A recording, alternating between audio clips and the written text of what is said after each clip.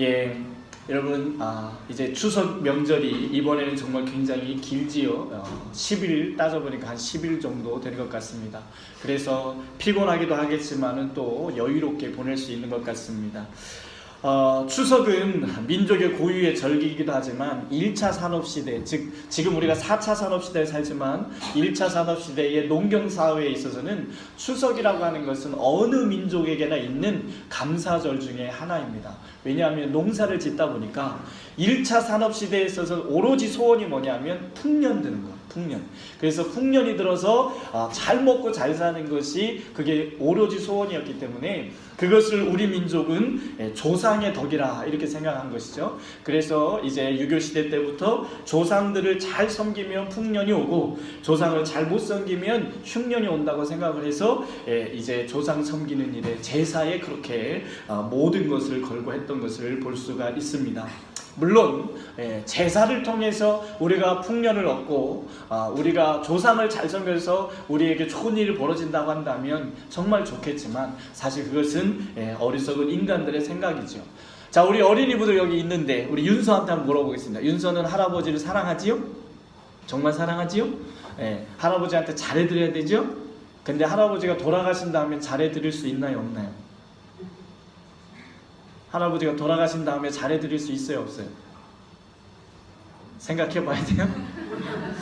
할아버지가 살아계실 때는 안마도 해드릴 수 있고 맛있는 거 사다 드릴 수도 있고, 그렇죠? 심부름도 할 수 있고. 근데 할아버지가 돌아가신 다음에는 윤서가 할아버지한테 잘해드릴 수 있어요? 없어요? 없죠. 네. 그러니까 윤서는 할아버지가 살아계실 때 잘해드려야 돼요. 아시겠죠? 예. 자, 무슨 말이냐면 조상들에 의해서 우리의 운명이 결정된다고 한다면 우리가 조상 섬기는 일에 최선을 다해야 되겠죠. 그러나 여러분, 우리가 살아계실 때는 잘해드릴 수 있지만 돌아가신 이후에는 우리가 잘해드릴 수 있는 일이 하나도 없습니다. 제사상 차리면 누가 먹나요? 조상들은 하나도 못 먹어요. 다 누가 먹어요? 우리가 먹습니다. 그러니까 조상을 섬긴다고 하는 것은 잘못된 것이지만, 그러나 어찌됐든 풍년에 대해서 감사하고 1년 동안 농사진 것에 대해서 감사하는 것은 성경의 맥락과도 비슷하다고 볼 수가 있습니다. 다만 대상이 잘못된 것이죠. 풍년을 주시고 우리의 삶을 축복하시는 것이 하나님이라는 걸 모르고 그저 그냥 조상님께 잘하면 되겠다라고 생각했는 것인데, 사실 돌아가신 조상님은 우리가 아무리 제사상에 맛있는 걸 차려놔도 드실 수가 없다라고 하는 것이죠. 자, 오늘은 우리가 추석절을 맞이해서 이 감사하는 절기, 올해 한 해에도 하나님께서 주신 것도 우리가 감사하고 가족이 모여서 감사하는 것인데, 오늘 다윗의 시편 말씀을 통해서 감사가 진짜가 되게 하자는 말씀의 제목의 말씀을 나누고자 합니다. 감사를 하긴 했는데 그 감사가 진짜가 되어야 한다는 것이죠. 무슨 말이냐면 감사합니다 했지만 그게 실제 감사한 일이 안 되면 아무 소용이 없다는 것이죠. 오늘 다윗은 시편 34편에서 감사를 하고 있는데 그 감사가 실제 이루어지고 앞으로도 이루어지게 되는 은혜를 입게 되었습니다. 오늘 34편은 제목이 있습니다. 시편을 보면 이렇게 제목이 달려있는데, 다윗이 아비멜렉 앞에서 미친 채 하다가 쫓겨나서 지은 시다 라고 되어 있습니다. 자, 근데 여러분, 이 시편의 제목이 조금 문제가 있습니다. 사실 아비멜렉의 앞에서 미친 척하다 쫓겨났다고 되어 있지만 성경의 사무엘상 21장에 보면 실제 역사적으로 가보면 아비멜렉이 아니라 블레셋 왕 가드 사람 아기스 왕 앞에서 미친 척하다가 살아난 것입니다. 잠깐 설명을 드리면, 다윗이 골리앗을 죽이고 인기를 끌었죠. 인기를 얻었는데 사울, 당시의 왕이었던 사울 왕은 다윗이 인기 끄는 게 못마땅했습니다. 왜냐하면 내가 이 왕위를 내 아들한테 물려줘야 하는데 다윗이 자꾸 인기를 끌다 보니까 자칫 잘못하면 내 왕위가 다윗한테 넘어갈 것 같은 거죠. 그래서 다윗을 미워하고 다윗을 핍박했습니다. 그래서 다윗은 사실 잘못한 거라고는 골리앗 적군을 죽인 것밖에 없었지만 그것 때문에 미움을 사서 쫓겨다니게 됐고, 결국 다윗은 살기 위해서 도망을 칩니다. 나라를 도망쳐서 망명길에 오르게 되는데, 그런데 그때의 망명길로 어디로 가냐면 다윗이 가만히 생각해 보니까 등잔 밑이 어둡겠지. 그래서 자기가 죽였던 그 골리앗의 나라, 즉 블레셋으로 도망을 칩니다. 그래서 블레셋으로 도망을 가는데, 그러나 블레셋 입장에서는 다윗은 철천지 원수죠. 자기 나라의 장수를 죽인 사람인데. 그러나 여러분, 지금처럼 SNS가 발달한 것도 아니고, 그죠? 그러니까 다윗은 설마 나를 알아보겠느냐. 왜냐하면 지금처럼 이런 시대가 아니고, 그때는 한 마을에서 한 마을로 이동할래도 하루길을 가야 되는 뭐 그런 시대였기 때문에, 설마 내가 골리앗을 죽였을 때 그때 있었다 할지라도 나를 기억이나 하겠느냐. 그래서 모를 줄 알고 블레셋으로 도망을 갔어요. 그래서 아기스 왕 앞에 도망을 갔는데, 근데 신하들이 알아본 거예요. 왕이시여, 저 사람이 바로 우리 골리앗 장군을 죽인 사람이에요. 그 말을 듣자마자 이제 다윗이 거기서 순간 살아야 되겠다는 생각 속에 기지를 발휘합니다. 어떤 기지를 발휘하니까 갑자기 미친 척을 합니다. 침을 질질 흘리면서, 대문을 막 벅벅 긁으면서, 막 이상한 소리를 해가면서.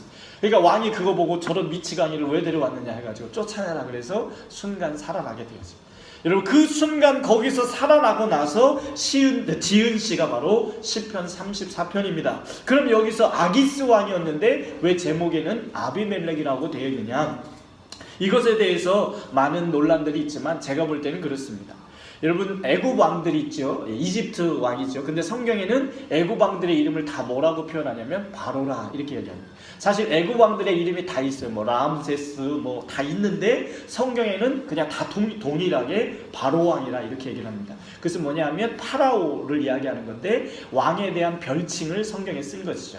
그러면 아기스 왕의 별칭이 뭐냐면 아비멜렉이라고 하는. 그래서 아비멜렉은 사람의 이름이기도 하지만, 근데 뭐가 이렇게 찌 소리가 좀 나는데, 네, 됐습니다. 아유, 좋네요. 자, 아기스 왕의 그 아비멜렉이라고 하는 말은 사람의 별칭, 왕의 별칭을 뜻하게 됩니다. 그래서 시편에 아비멜렉이라고 적어놨던 이유는 애굽 왕을 바로라고 평칭했듯이 그런 의미라고 보시면 되겠습니다. 어찌됐든 다윗은 지금 미친 척을 하고 겨우 살아난 겁니다. 그러면 여러분, 이것은 찬양할 일이 아니고 감사할 일이 아니고 사실은 어휴, 죽을 뻔했네 막 이러면서 오히려 원망해야 되고 막 이래야 되는데, 다윗은 그 자리에서 찬양을 해버려요. 여러분, 시편 34편 오늘 본문의 1절부터 3절까지 우리 다시 한번 함께 읽겠는데, 우리 다 같이 한 목소리 읽겠습니다. 시작. 내가 여호와를 항상 찬양하며 내 입술로 항상 주를 찬양하리이다. 내 영이 여호와를 사랑하니 온과 전의 일을 듣고 기뻐하리로다. 나와 함께 여호와를 광대하시다 하며 함께 그의 이름을 높이세. 아멘. 사실 저는 이 말씀을 제가 대학 다닐 때, 교회 음악과 다닐 때에 제가 교회 음악을 하는 학도로서 이 말씀을 늘 암송하고 다녔습니다. 이 말씀이 너무 좋아서요. 근데 나중에 이 말씀의 원인을 살펴보니까 이게 별로 좋아할 수 있는 말씀이 아닌 것 같은 거예요. 미친 척하다 살아나서 어떻게 이런 말을 할 수가 있을까? 여러분, 다윗은 지금 자기가 기지를 발휘해서 살아났지만, 이 기지를 발휘하기 전에 블레셋으로 갈 때 이미 기도하고 갔습니다. 뭐라고 기도하고 갔습니까? 사울왕을 피해서 나라를 도망쳐서 망명의 길에 오르면서 다윗은, 하나님, 내가 지금 어디로 갈지 모르고 사실 원수의 소굴로 돌아가는데 나를 지켜주옵소서라고 기도하면서 처량한 탈출의 길을 간 것이죠. 사실 처량하잖아요. 골리앗을 죽였던 장군인데 지금 쫓겨서 자기 나라도 못 살고 다른 나라로, 그것도 원수의 나라로 쫓겨가고 있잖아요. 처량한 자신의 신세를 하나님 앞에 기도하면서, 하나님, 내가 정말 갈 바를 알지 못하고 가는데, 저 땅에 갔을 때 어떤 일이 일어날지 모르는데 주님, 나를 지켜주옵소서라고 기도하면서 갔다는 것이죠. 그래서 다윗은 자기가 살아난 것이 나의 지혜 때문이 아니라, 나의 기지 때문이 아니라 하나님께서 내 기도를 들으시고 나를 지켜줬다고 믿은 것입니다. 여러분, 우리에게 어떤 상황이 벌어졌을 때에 똑같은 상황에서 다른 방향이, 다른 반응이 나올 수 있습니다. 여러분, 차를 몰고 가다가 갑자기 뭐가 확 끼어들어서 사고가 날 뻔했어요. 그래서 사고가 날 뻔할 때 착 틀어가지고 사고가 안 났습니다. 그때 여러분 뭐라고 얘기합니까? 으씨, 죽을 뻔했네. 이렇게 말하는 사람도 있고, 어떤 사람은 하나님 아버지 감사합니다, 이런 사람도 있고. 자, 여러분, 똑같은 상황이에요. 죽을 뻔한 상황에서 운전대를 틀어서 살았는데, 어떤 사람은 으씨 화를 내는 사람이 있고, 어떤 사람은 하나님 감사합니다 하는 사람이 있어요. 늘 하나님의 인도하심을 경험하면서 사는 사람은요, 하나님 감사합니다가 나와요. 그러나 하나님의 인도하심 없이 지멋대로 살던 사람은 우씨가 나오는 거예요. 왜? 내 힘으로 살았습니까? 내 힘으로 살던 사람은 운전대도 내가 틀은 거죠. 그죠? 그러니까 이건 내 실력으로 사는 거예요. 예. 그러면서 어떻게 이러잖아요. 아유, 정말 운전 실력 없는 사람 같았으면 죽었다. 뭐 이러면서. 예. 지 실력으로 산 줄 알아요. 여러분, 그렇지 않습니다. 하나님께서 그 순간에, 물론 그런 일을 당하지 않게 하실 수도 있었지만 하나님께서 그 일을 통해서 우리를 보호하시고 또 우리에게 하시는 말씀이 있는데, 믿음 생활이 되어 있는 사람은 그것을 통해서 하나님의 뜻을 발견하지만 믿음 생활이 안 되어 있는 사람은 그것을 통해서 재수 없다, 이렇게 얘기하는 거예요. 여러분, 우리가 하나님을 믿는 것은 재수 없기 위해서 믿는 게 아니지 않습니까? 하나님의 인도하심을 바라고 고난이 오든 좋은 일이 오든 하나님께서 그 가운데 함께 하시다는 것을 믿고 살아가는 것입니다. 다윗은 그거였습니다. 내가 비록 지금 나라에서 쫓겨나서 도망가는 이 일에도 하나님께서 모르시는 것이 아니고 하나님이 이 일을 통해서 내 인생 가운데 지금 뭔가 하고 계시다는 것을 믿고 있었고, 그래서 블레셋 안으로 가면서도 그는 기도하면서 갔어요. 하나님, 정말 저는 원수들 앞에 가고 있습니다. 지금 원수들 앞에 가서 내가 몰래 살기 위해서 가고 있는데 어떤 일이 벌어질지 모르는데 하나님, 주께서 골리앗 앞에서 나를 지키셨듯이, 양을 칠 때 사자들의 입술에서 나를 지키셨듯이 하나님 지금도 나와 함께 하심을 믿습니다. 비록 내가 지금 처량한 신세고 쫓겨가는 신세지만 하나님, 나의 신세와 상관없이 하나님은 여전히 나의 하나님이신 줄로 믿습니다 하고 간 것이죠. 근데 갔더니만 무슨 일이 벌어진 거예요? 죽을 뻔한 거죠. 죽을 뻔한 거죠. 그러면 우리는 아이고 기도했는데 왜 이런 일이 벌어지냐 이렇게 반응할 수 있지만 다윗은 아닌 거죠. 지금까지 살아오면서 수도 없는 하나님의 도우심이 있었습니다. 밤에 혼자 양을 칠 때에, 여러분 지금처럼 양을 치는 게 아니에요. 이스라엘은 산속에서 늑대와 짐승들이 우글우글 거리는 데서 양들을 치고 있어야 돼요. 그래서 항상 양치기들은 뭘 갖고 있었냐면 지팡이와 물맷돌을 들고 있었습니다. 그래서 여러분, 늑대나 짐승들이 달려올 때마다 소리를 지르고 물맷돌을 던지고 지팡이를 휘둘러서 쫓아내야만 했습니다. 사실 이거는 목숨을 거는 일이죠. 양 한 마리 지키다 내 목숨이 죽을 수도 있는 것입니다. 그러나 진짜 좋은 목자는 어떤 목자가 좋은 목자예요? 사자 입에 들어가 있는 양까지라도 뺏어올 수 있는 게 좋은 목자죠. 늑대가 나타났다고 해서 도망가는 목자는 목자가 아닌 것이죠. 그래서 다윗은 어릴 때부터 광야에서 밤중에 늑대들과 싸워가면서 살아갈 때 다윗이 의지할 수 있는 게 뭐가 있겠어요? 거기는 아무도 없으니까 오직 하나님만 의지하고, 그래서 다윗이 이런 많은 시편을 쓸 수 있었던 것은 그 가운데 그는 하나님을 의지했기 때문입니다. 그랬던 다윗이기 때문에 비록 살기 위해서 도망쳤지만 그곳에서 오히려 또 죽을 뻔했는데, 그때 그 죽을 위기를 벗어나면서 다윗은 그것이 나의 기지 때문이 아니고 하나님의 은혜라고 믿은 것입니다. 그래서 그는 지금도 하나님이 나를 살리셨고 앞으로도 이 삶 가운데서 하나님이 함께 하시고 나를 이 도망자 신세에서 벗어나게 하실 거라는 것을 믿고 감사했다는 것이죠. 아멘이십니까? 다윗은 지금 것을 감사했다기보다는 하나님, 내 이 신세, 처량하고 정말 살기 위해서 미친 척을 해야만 하는 이런 정말 하찮은 인생이잖아요. 그런 이 하찮은 인생으로 끝날 것이 아니라 하나님이 내 인생에 계획하신 그 일을 이루어 주실 것을 믿고 하나님을 찬양했다는 것이죠. 아멘이십니까? 오늘날 여러분에게 지금 겪고 있는 일들이 정말 하찮아 보일 수도 있습니다. 내 인생이 왜 이거밖에 안 되나 이런 생각이 들으실 수도 있을 것입니다. 분명히 내 능력이 더 많은데 왜 나는 이런 삶을 살고 있나 이런 생각을 하고 계실 수도 있을 거예요. 여러분, 하나님을 믿는다면 하나님은 결코 여러분의 인생이 이대로 끝나게 하시지 않을 거라는 것을 믿으셔야 합니다.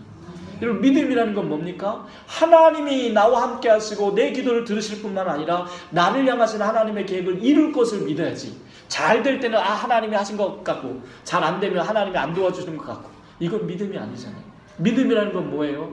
좋을 때든지 안 좋을 때든지 항상 그분이 그렇게 하실 거라는 것을, 동의할 거라는 것을 믿는 것이 믿음인 거죠.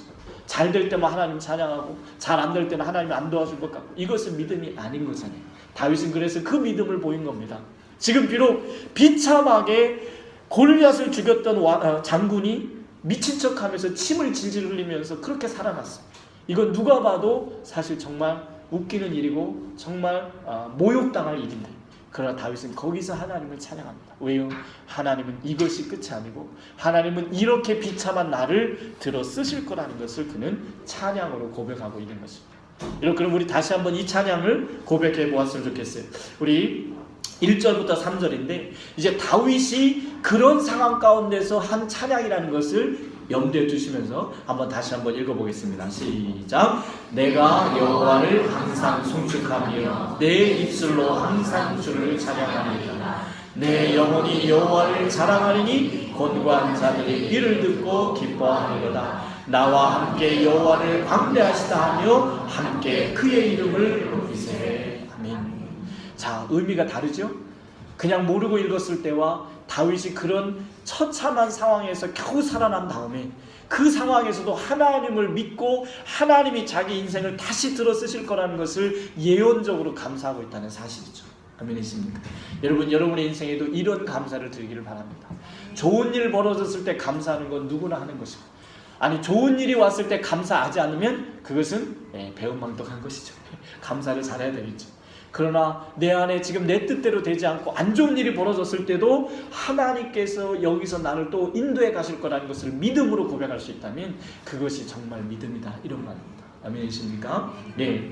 그래서 첫 번째는 그가 하나님이 나의 인생을 인도하고 계심을 경험적으로 알고 그것을 찬양했다는 것이고, 두 번째 내용은 이제 4절부터 8절인데 우리 4절부터 교독하겠습니다. 내가 여호와께 간구하매 내게 응답하시고 내 모든 두려움에서 나를 건지셨도다. 그의 주를 악마하고 황제를 들었으니 그의 얼굴은 부끄럽지 아니하리로다. 이 곤고한 자가 부르짖음에 여호와께서 들으시고 그의 모든 환난에서 구원하셨도다. 여호와의 천사가 주를 경외한 자를 불러주시고 그를 건지시는도다. 다같이요 너희는 여호와의 선하심을 맛보아 알지어다. 그에게 피하는 자는 복이 있도다. 아멘. 여러분, 다윗은 이 모든 것이 기도의 응답이라고 고백하고 있습니다.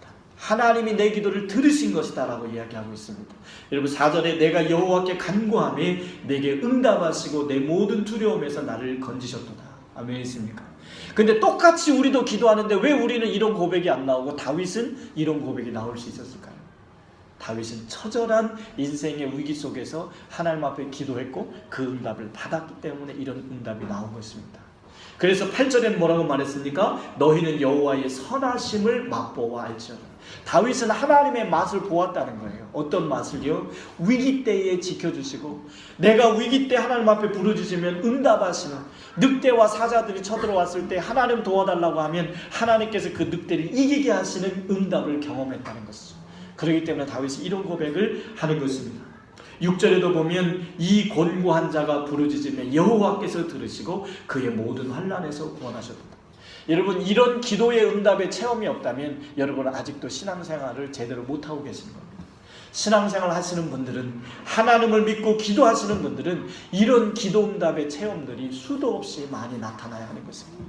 위기가 없는 것이 아니라, 문제가 없는 것이 아니라 문제와 위기가 오는데 그 가운데 기도하였더니 하나님이 이 곤고한 자의 기도를 들으셨다라고 하는 고백이 나올 수밖에 없다는 것이죠. 그러니까 여러분, 기독교인들에게, 하나님을 믿는 자들에게 고난과 문제가 생기는 것은 어떻게 말하면 사실은 기도 응답을 체험할 수 있는 기회라고 볼 수가 있습니다. 사실은요, 이런 위기가 없다면 우리의 기도는 그렇게 깊이 들어가지 못합니다. 다윗도 광야 속에서 이런 어려운 삶을 살았기 때문에 깊은 기도를 할 수 있었어요.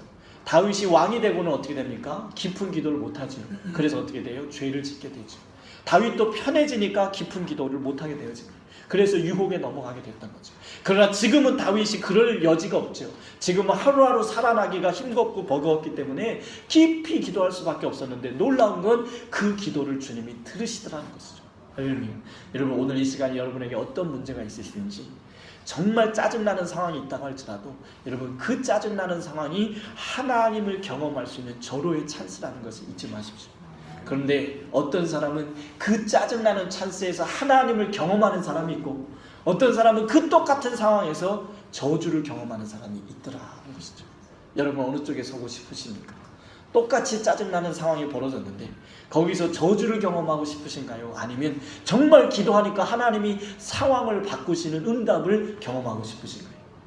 여러분, 저는 여러분들이 기도 응답을 받으시기를 간절히 소원합니다. 그럼 기도 응답을 받으려면 어떻게 해야 될까요? 기도해야 기도 응답을 받죠. 아멘이십니까? 네. 기도하지 않으면 응답이 없습니다.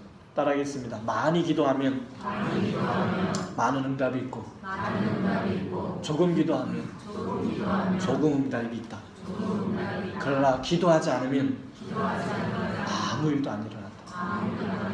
예, 조금이라도 기도하면 조금의 응답이 있습니다. 그러나 기도하지 않으면 아무 응답도 없다는 사실이죠. 여러분, 지금 짜증나는 상황이 벌어졌다면 그것을 놓고 하나님 앞에 정말 기도해서, 하나님 정말 나의 기도를 들으신다면, 오늘 다윗의 고백처럼 다윗의 기도를 들으신 하나님이시라면 내 기도도 들어달라고 기도해 보십시오. 여러분, 난 이제 교회 나온 지 처음인데 들어주실까? 여러분, 하나님은요, 처음 나온 사람 기도를 더 잘 들어주십니다. 왠지 아세요? 영적으로 아직 갓난아기 때문에. 여러분, 갓난아기가 태어나면 우리는 어떻게 하지요? 엥 하기만 하면 달려가잖아요. 혹시 쌌나? 아니면 배고픈가? 그러나 나이 좀 먹고 애가 크면 어떻게 됩니까? 주원이 정도 되면 아빠 불러도 대답 안 합니다. 한참 불러야 왜? 뭔가 지금 욕을 하는데, 예, 지가 하지, 이런 생각이죠. 오늘도 아침에 주원이가 드라이 해달라 그래서, 예, 제가 대답을 안 했습니다. 왜? 지가 하면 되지. 예, 이제 좀 커지면, 여러분, 이제 막 교회 나오시고 이제 막 신앙생활 하셨다면 오히려 더 기도하셔야 돼요. 하나님이 더 응답을 빨리 주십니다. 아멘. 그럼 그렇다고 이제 신앙생활 오래된 사람들, 예, 하나님이 응답을 안 주시는 게 아니라, 예, 우리가 할 수 있는 건 우리 스스로 하게 하시고, 또 하나님이 기도의 분량을 채우게 하신 다음에는 응답을 주실 줄로 믿습니다. 그래서 다윗은 내가 살아난 것이 내 능력이 아니라 하나님의 기도를 응답하심이라고 고백하고 있는 것입니다. 그럼 여러분, 과거에 응답하신 하나님이 앞으로 여러분의 문제 가운데 응답하실까요? 안 하실까요? 하십니까? 왜 이렇게 대답이 작으십니까? 근데 이런 사람들이 있어요. 과거 간증은 참 많이 하십니다. 과거에 내가 죽다 살아났고 내가 완전히 파산했는데 하나님이 거기서 날 건져주셨다는 그런 간증은 참 잘하시는데, 지금 문제에 대해서는 믿지 못하시는 분들이 참 많아요. 저도 사실 그랬어요. 저도 어릴 때 하나님의 은혜를 많이 많이 경험했고 기도응답도 많이 경험했는데, 근데 큰 문제가 오니까, 예, 교회 짓고 빚이 1억이 넘어가니까, 야, 이건 안 될 것 같다. 하나님이 이건 못 해주실 것 같다. 이런 생각이 확 오는 거예요. 여러분, 하나님에게는 1억이나 10원이나 똑같은 줄 믿으시길 바랍니다. 다만 내게만, 나한테는 10원은 작은 돈이고 1억은 큰 돈이지만 하나님이 볼 때는 감기 걸린 사람이나 암 걸린 사람이나 별거 아니라, 이런 거죠. 그러니까 여러분, 과거에 여러분이 기도응답을 받으신 적이 있다면 오늘 문제 가운데도 하나님은 분명히 응답하실 능력을 갖고 계십니다.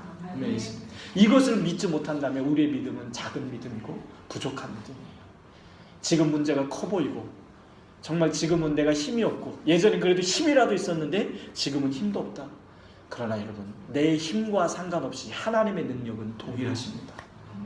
그래서 다윗은 이 고백이 내가 살아난 건 나의 힘이 아니라 하나님이 기도에 응답하심이라고 이야기하고 있습니다. 그러면서 다윗은 오히려 교훈합니다. 우리 15절부터 19절 말씀, 세 번째로 우리 15절부터 19절인데 여러분이 먼저 읽겠습니다. 시작. 여호와의 눈은 의인을 향하시고 그의 귀는 그들의 부르짖음에 들으시는도다. 여호와의 얼굴은 악을 행하는 자를 향하사 그들의 자취를 땅에서 끊으려 하시는도다. 의인이 부르짖음에 여호와께서 들으시고 그들의 모든 하나님께서 건지셨도다. 여호와는 마음이 상한 자를 가까이 하시고 충심으로 통회하는 자를 구원하시는도다. 의인은 고난이 많으나 여호와께서 그의 모든 고난에서 건지시는도다. 아멘.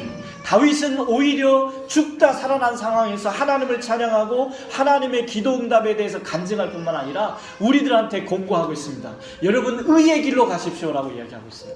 여러분, 의의 길이라는 건 뭘까요? 착한 일? 네, 여러분, 의라는 것은 기준이 있어요. 기준.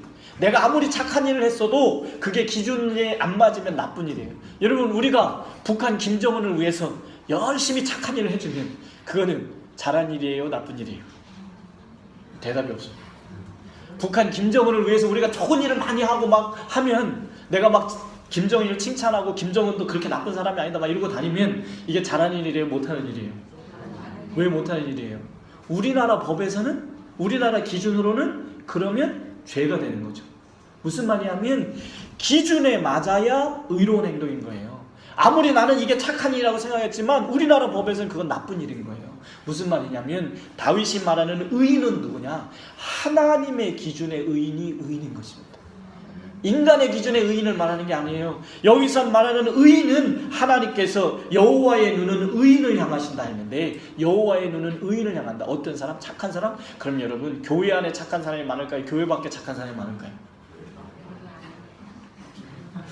예, 뭐라고 대답해야 될지. 그러나 교회 안에 사람보다 교회 밖에 사람이 더 많으니까 예, 그래도 착한 사람이 교회 밖에 더 많을 수도 있겠지. 하나님의 눈은 착한 사람한테 가는 게 아니라 의인한테 간다. 의인이 누구예요? 하나님의 기준에 합한 사람한테 간다는 거예요.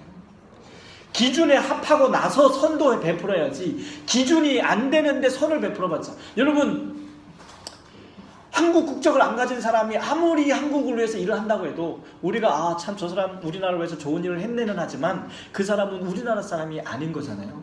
무슨 말이냐면 하나님의 기준에 안 맞은 사람이 아무리 선한 일을 해도 그것은 기준 미달이라, 이런 이야기예요.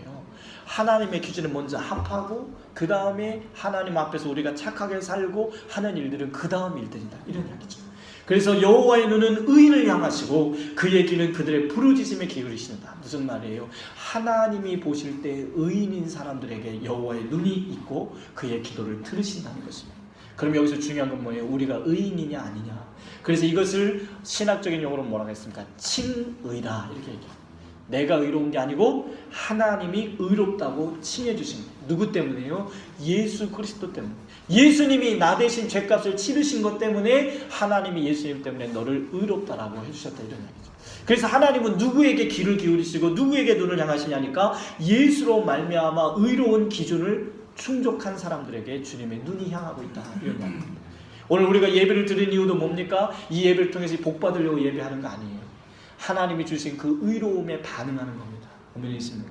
그러면 복은 나중에 저절로 따라오는 거지. 오늘 복 받으러 예배 온 게 아니고 우리는 의인으로 삼아주신 하나님 앞에 감사로 온 줄 믿으시길 바랍니다. 그러면서 그는 말하지요. 의인이 17절에 의인이 부르짖음에 여호와께서 들으시고 그들의 모든 환난에서 건지셨도다. 예, 결국 주님은 누구를 건지시냐니까 의인을 건지시는데 그 의인은 세상에서 말하는 다른 사람들을 도와주고 이런 것이 의인이라는 거 아니라 그것도 착한 일이지만 먼저는 하나님의 기준에 맞는 사람들에게 하나님이 환난에서 건지신다는 거죠. 18절에는 여호와는 마음이 상한 자를 가까이 하시고 충심에 통회하는 자를 구원하십니다. 여러분, 상처 받았다는 말 참 많이 하시죠? 정말 여기저기서 상처받죠? 예. 어제도 보니까 이제 어떤 목사님이 같이 이제 가다가 교통사고를 이렇게 좀 냈어요. 이렇게 서로 쌍방간에 과실이 났는데, 근데 거기 이제 아주머니 분이 내리셔가지고, 또 이제 목사들이라는 걸 아니까 막 이제 생떼를 쓰시는 거예요. 생떼를 쓰셨는데, 그래서 결국 설명을 드리고 이렇게 잘 해드리려고 했는데 안 돼서 결국 이제 보험사를 불렀습니다. 그래서 보험사를 부르니까 양쪽 보험사에서 와서는 결국 5대5가 나왔어요. 그러니까 이 아주머니가 막 난리 뻐거지지, 5대5가 막. 그래서 저희가 어쩔 수 없다, 이렇게 지금 서로가 잘못한 거니까 이해해달라고 하니까 그 아주머니가 뭐라니까 나는 마음의 상처를 받았어, 이러죠. 그래서 목사님 둘이 우리도 받았는데 예, 상처받죠. 지금 상황들이 다 상처받는 상황들이. 그러나 하나님은요, 상한 자를 가까이 하시고 충심에 통회하는 자를, 죄가 없는 자가 아니라 죄를 회개하는 자를 주님은 가까이 하신다. 아멘이십니까? 예. 그리고 19절에는 의인은 고난이 많으나 여호와께서 그의 모든 고난에서 건지신다. 여러분, 의인에게 고난이 없다고 했나요? 많다고 했나요? 여러분, 왜 그럼 의인에게는 고난이 많을까요? 하나님의 말씀대로 살려면 고난이 많을 수밖에 없습니다. 어찌 보면 내 인생에 고난이 없다면 내가 하나님 말씀대로 안 살고 있다는 반증이기도 해요. 하나님 말씀대로 살아보세요. 고난이 없을 수가 없습니다. 왜요? 세상과 달라야 되거든요. 세상과 다르게 살아야 되거든요. 하나님은 용서하라고 하고 있고요. 하나님은 베풀라고 말하고 있고요. 섬기라고 말하고 있고요. 정직하라고 말하고 있고요. 하나님 말씀대로 살아보세요. 고난이 없을 수가 없어요. 다윗은 오히려 얘기합니다. 의인은 고난이 많다. 그러나 뭐라고 말하고 있어요? 여호와께서 그의 모든 고난에서 건지신다. 이 말은 무슨 말이에요? 고난이 있지만 그래도 의인의 길로 살아야 된다. 의인의 길이라는 건 뭐예요? 하나님의 기준에 맞는 삶을 살으라는 겁니다. 예, 남의 것을 빼앗기보다는 손해를 보고 미워하기보다는 용서하고. 아멘이십니까? 예, 이것이 주님의 말씀이라는 것이죠. 그러면서 22절에는 다 같이 한번 읽겠습니다. 22절 시작. 여호와께서 그의 종들의 소원을 속량하시나니 그에게 피하는 자는 다 벌을 받지 아니하리로다. 다윗이 마지막으로 한 말은 자기의 깨달음이에요. 무슨 깨달음입니까? 역시 나의 피난처는 하나님밖에 없다. 다윗은 피난처를 누구로 삼았던 거예요? 아기스 왕을 삼았던 거예요. 사울 왕과 원수된 아기스 왕한테 피하면 되겠지. 그래서 자기 피난처를 아기스 왕한테 갔는데 가봤더니 피난처가 아니더라. 그래서 다윗은 깨달은 거죠. 아, 그래, 나의 피난처는 사람이 아니다. 나의 피난처는 오로지 하나님이다. 그래서 다윗은 어디로 갑니까? 광야의 아둘람 굴로 갑니다. 다른 나라로 가지 않습니다. 다윗이 다른 나라에게 나 망명 받아줄래요? 라고 물어보지 않습니다. 내가 피해봤더니 여전히 나의 피난처는 사람이 아니고 하나님밖에 없구나. 그래서 다윗이 간 곳이 굴 속으로 들어갑니다. 굴 속에 들어가서 그 광야에서 하나님께 피하여 부르짖었더니 하나님, 내 이 처량한 인생을 주님 돌봐달라고, 하나님, 내가 하나님 앞에 감사하고 있다고, 하나님, 내 감사가 진짜가 되게 해달라고 기도했더니 하나님이 그 굴 속에서 응답하셨어요. 400명이 모여들어. 400명. 예, 그 굴 속으로 400명이 찾아옵니다. 세상에서 힘들고 어려운 사람들이 모여들었어요. 그래서 그 400명과 함께 그 굴에서 군대를 양성하고 이제 다윗이 왕으로서의 기틀을 마련하게 되었습니다. 여러분, 우리의 피난처는 사람이 아니에요. 아멘이십니까? 사람은 믿음의 대상이 아닙니다. 오직 우리가 믿을 분은 하나님밖에 없습니다. 그러므로 문제가 있으시면 어디로 와야 될까요? 아둘람 굴로 가셔야 돼요. 하나님을 만날 수 있는 곳으로 가셔야 돼요. 하나님과 독대하셔야 돼요. 문제가 있다면 하나님이 나를 부르시는구나, 문제가 있다면 하나님이 나를 호출하시는구나, 이렇게 생각하시면 됩니다. 여러분, 목사님이 전화해서 좀 만납시다 그러면 겁나시죠? 뭔가 목사님이 나한테 뭔가 할 말이 있고, 여러분, 여러분에게 지금 원하지 않는 고난이 왔다면 하나님이 나를 부르시는구나, 이렇게 믿으십니다. 여러분, 그래서 하나님 앞에 나가면 어떻게 될까요? 다윗의 고백입니다. 의인이 곤고한 중에 하나님의 도우심을 받느니라. 아멘이십니까? 그래서 여러분, 이번 추석에 모이실 때에, 추석이 참 좋은 날이기도 하지만 또 가족 간에 서로 불편한 날이기도 한데요, 이때에 여러분 감사하시는 추석이 됐으면 좋겠고, 또 이 감사가 실제가 될 수 있도록 예언적 감사를 하셨으면 좋겠어요. 아멘이십니까?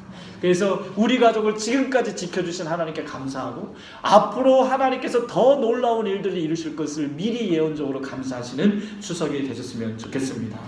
다윗의 이야기를 들으면서 우리가 그런 내용을 봤으면 좋겠고요. 추석이기 때문에 우리 시간에 동영상 하나를 좀 보여드릴 텐데, 우리 멋진 목소리를 갖고 계신 추전 선사님과 김전 선사님이 나레이션으로 해주시도록 하겠습니다. 잘 들어보세요.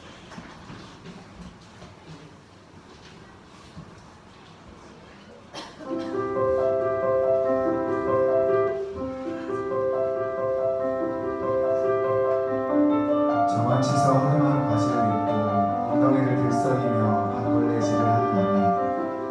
여보, 점심 먹고 나서 베란다 청소 좀 같이 하자. 나 점심 약속 있어.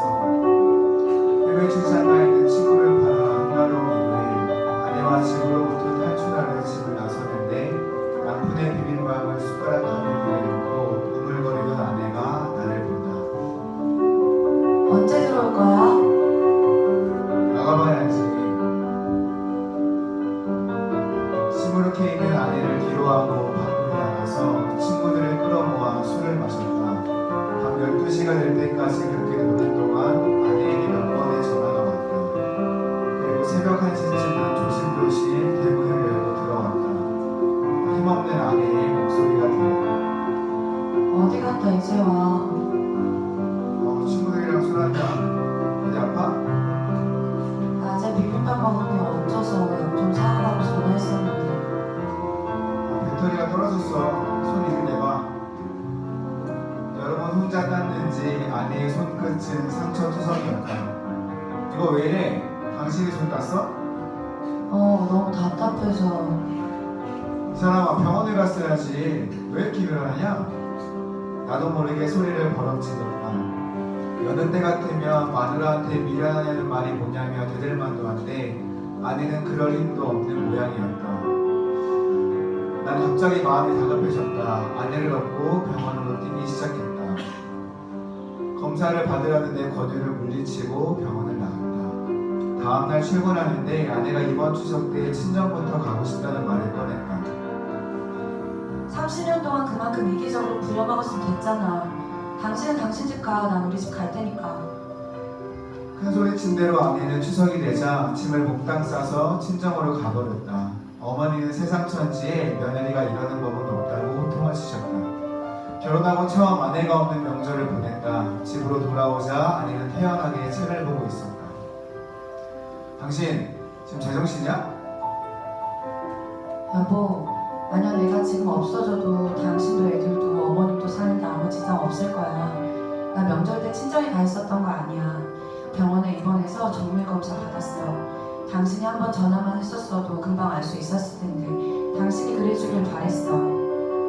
아내의 병은 가벼운 위암이 아니었던 것이다. 아내가 위암이라고? 전이 될 대로 전이가 돼서 더 이상 손을 쓸 수가 없다고? 3개월 정도 시간이 있다. 아내와 함께 병원을 나왔다. 유난히 가을 햇살이 눈부시게 맑았다. 집까지 오는 동안 서로에게 한마디도 할 수가 없었다.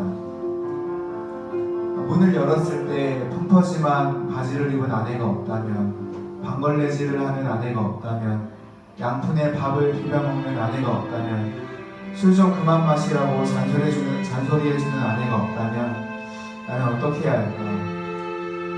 아내는 함께 아이들을 보러 가자고 했다. 아이들에게는 아무 말로 말아달라는 부탁과 함께. 아이들의 표정이 짜증이 가득한데도 아내는 그런 아이들의 얼굴을 사랑스럽게 바라보고만 있다. 난 더 이상 그 얼굴을 보고 있을 수 없어서 밖으로 나왔다. 여보, 집에 내려가기 전에 어디 코스모스 많이 펴있는데 들렸다 할까? 코스모스?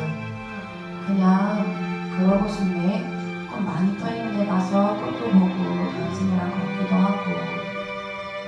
아내는 얼마 남지 않은 시간에 이런 걸 해보고 싶었나 보다. 비싼 걸 먹고 비싼 걸 입어보는 대신 그냥 아이들 얼굴을 보고 꽃이 피어있는 길을 나와 함께 걷고. 당신 바쁘면 그냥 가고. 아니야, 가자. 코스모스가 들판 가득 피어있는 곳으로 왔다. 아내에게 조금 두꺼운 스웨터를 입히고 천천히 걷기 시작했다. 여보, 나 당신한테 할 말 있어. 뭔데? 우리 적금 말에 타는 거 말고 또 있어. 3년 부른 건데 통장 싱크대 2번째 서랍 안에 있어. 그리고 생명보험도 들었거든. 재작년에 친구가 하도 들라고 해서 들었는데 잘한 거 같다. 그거 꼭 확인해보고. 당신 정말 왜 그래? 그리고 부탁 하나만 할게. 올해 적금 타면 엄마 한 200만 원만 드려. 엄마 이가 안 좋으신데 틀리 하셔야 되거든. 우리 오빠가 능력이 안 되잖아. 부탁해. 난 그 자리에 주저앉아 울고 말았다. 아내가 당황스러워하는 걸 알면 저도 소리내어 눈물을 흘리며 울고 말았다. 이런 아내를 떠나보내고 어떻게 살아갈까? 아내와 침대에 다 나란히 누웠다. 아내가 내 손을 잡는다. 요즘 들어 아내는 내 손을 잡는 걸 좋아한다. 여보, 30년 전에 당신이 프로포즈 하면서 했던 말 생각나? 내가 뭐라 그랬는데? 사랑한다 어쩐다 그런 닭살 맞아서 질색이라고 했잖아. 내가? 그 전에도 그 후로도 당신이 나보고 사랑한다 그런 적 한 번도 없는 그거 알아? 어쩔 때는 그런 소리 듣고 싶기도 하다. 아내는 금방 잠이 들었다. 그런 아내의 얼굴을 바라보다가 나도 깜빡 잠이 들었다. 일어나니 커튼이 떼어진 창문으로 아침 햇살이 쏟아져 들어오고 있었다. 여보, 우리 오늘 장모님 뵈러 갈까? 장모님 틀니 연말까지 늦을 거 없이 올해 가서 해드리자. 여보, 장모님이랑 가면 좋아하실 텐데. 여보.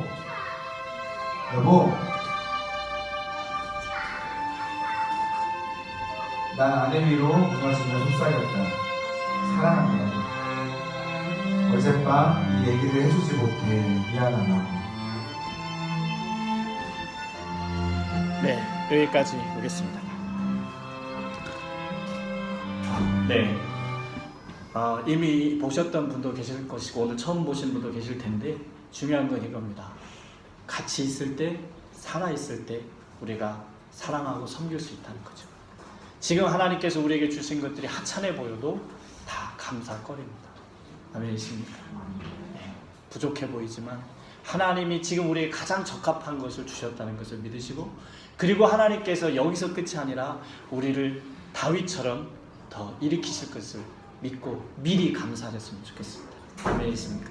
그래서 이번 추석절에는 여러분 함께 모이셔서 예배 드리실 때 우리 가족을 지금까지 지켜주시고 또 하나로 만들어주신 것을 감사하시고 앞으로 우리 가족을 통해서 행하실 일들을 미리 다윗처럼 미리 예언적으로 감사하시고 그 감사가 실제가 되는 은혜를 누리시기를 간절히 소원합니다. 우리 제가 다 같이 함께 기도하시겠습니다. 함께 기도하실 때에